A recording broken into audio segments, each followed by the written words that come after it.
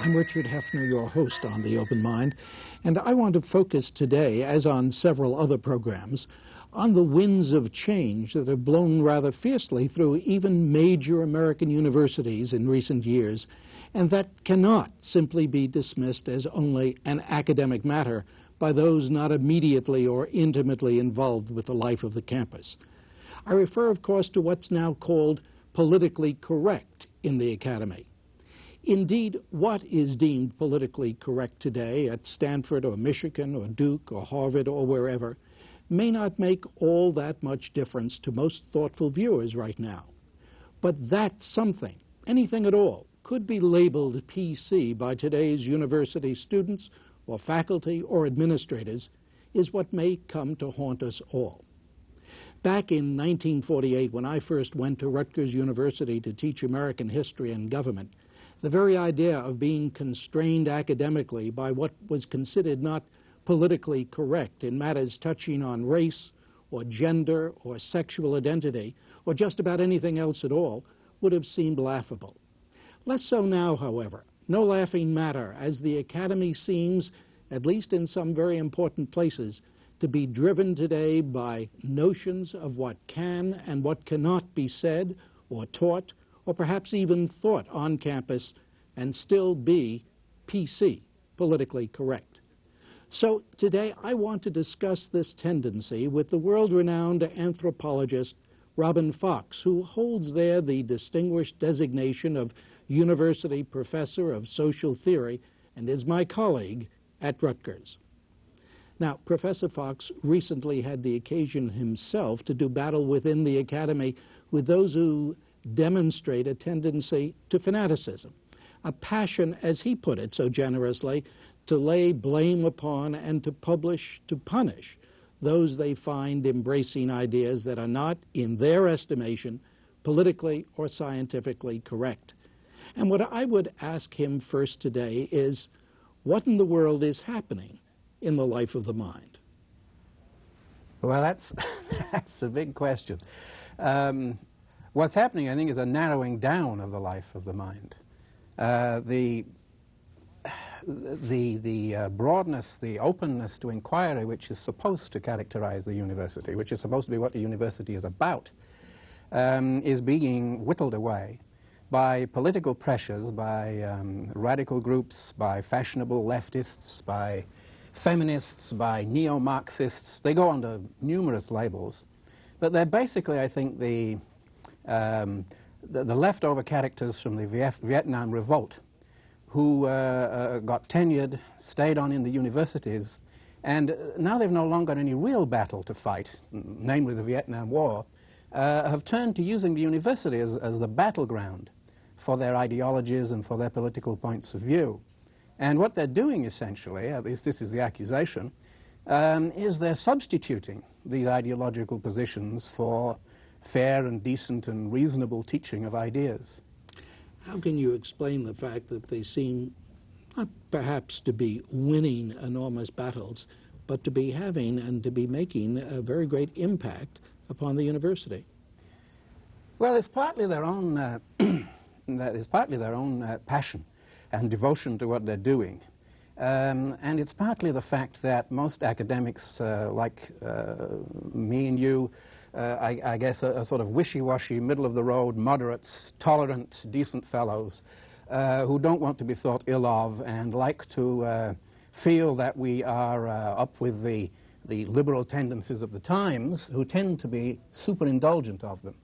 So it's two things. One, they have the passion, the organization, the intensity to try and get their own way in these things, particularly in the humanities and the social sciences. There are some departments where I don't think the music departments are much affected by all this. But in the humanities and social sciences, they are. So that's one thing. The other thing is I say, the supineness, really, of the tolerant majority in the university who want to be well thought of and who let them get away with it. You don't want to be concerned about those who attack fascism and sexism and all the other isms that are out now, do you? Well, what happens to people like myself is that we get our toes trodden on. You see, you may want to stay out of it and have the quiet life. And there's another aspect to this, and I think that's university administrations have changed. One of the big questions people usually ask is why do the administrations allow them to get away with this? Why do they allow, particularly, for example, departments of English and history and political science to be totally taken over by these people, by the politically correct campus radical crowd? And I think university administrations have changed considerably from being essentially people like ourselves who got sort of pushed into administration out of a noblesse oblige sense. You know, we had to do our turn as dean. And we did it sort of unwillingly but graciously, you know. It's changed, and what we have now are professional cadres of administrators whose business is administration, whose life is administration, and whose major concern, I think, is that they don't want trouble on their watch. No officer wants trouble on his watch. If an administrator has too much trouble, he's put down as a bad administrator. And therefore there's a tendency, I think, on the part of the administrators to do pretty much anything that will keep things quiet in the academy. And one of those things is just simply giving in to the extremists. It's easier to give in to them than to stand up to them. And also, if they did stand up to them, they'd really have no mobilized faculty support. The faculty who are mobilized are essentially the radical faculty. I don't know whether that answered your question. It does with a vengeance. The question is, the point is that it answers it so well that I sit here wondering, what then can be done? Where is that entry point into bringing about some change in what we're seeing? Well,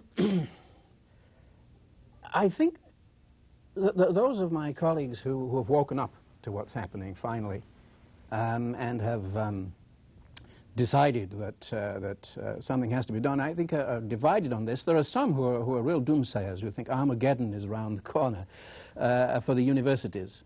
They think that once, for example, in the private universities, once the parents and the boards of trustees and the alumni figure out what's happening at places like Duke in the English department, which has been now totally politicized, once they realize what's happening, there's going to be a terrible backlash against this. The villains will be somehow rooted out.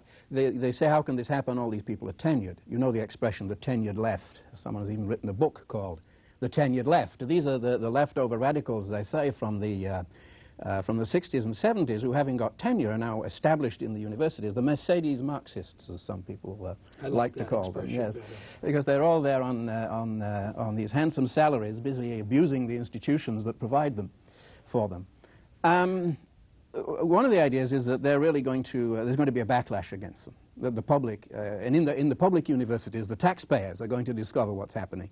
And they're going to discover that in sending their children to these universities, for example, to get an education in English language and literature, in fact, they're getting an education in Marxism, deconstruction, or the abuse of white males, or oppression studies, or anything but English literature and language. And once the public realizes this, they will sort of rise up in their wrath. There are precedents for this. I mean, in the 60s and 70s, don't forget, modern language departments used to be huge on the campus. They were the ones we envied. They had all the students because modern languages were compulsory. They had all the money, and they were very powerful. But then suddenly it was decided that these subjects were not relevant anymore. Remember relevant? Relevant, yes. Remember relevant? I remember the word. Well, they weren't relevant, so that suddenly modern language departments began losing lines. They were not renewed. They fell in importance. This is to some extent swung back again now, but it can happen. And the feeling is this will happen, that people there will be a backlash. I don't know about that. I really don't know, because I don't know how aware or how much the public and the alumni and people really care or really understand what's happening on the campuses.